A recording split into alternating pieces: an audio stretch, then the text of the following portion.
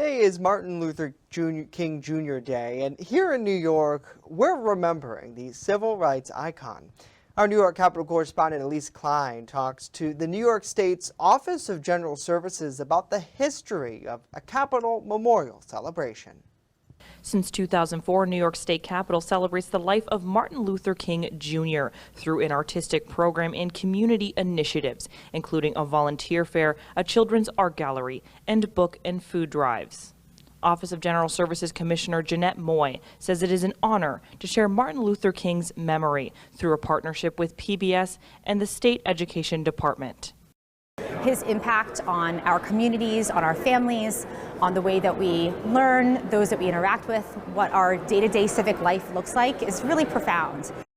The artistic program includes art, dance, and spoken word performances. The program was held in person in the Empire State Plaza for 16 years. Then when the pandemic hit in 2020, the program was reimagined and made into a statewide PBS broadcast in 2021. Moy says the broadcast helps the program reach people statewide. They plan to continue the virtual memorial, but this year they will have their first in-person event in 3 years, a red carpet premiere previewing the broadcast. And in addition to the performance, every year the Office of General Services runs a statewide book drive starting on February 20th and ending on April 21st. This year's theme is multiculturalism. Now, all books are great, and I think that was part of his, the emphasis that Dr. King had for all of us, is that, you need to begin with literacy, with education, with a strong sense of community. Since the book drive started in 2004, the Office of General Services has raised 402,000 books.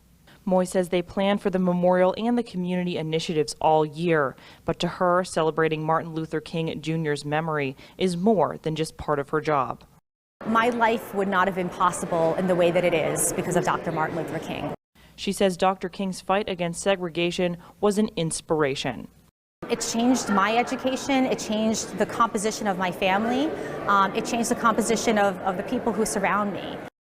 In Albany, Elise Klein, WNY News Now.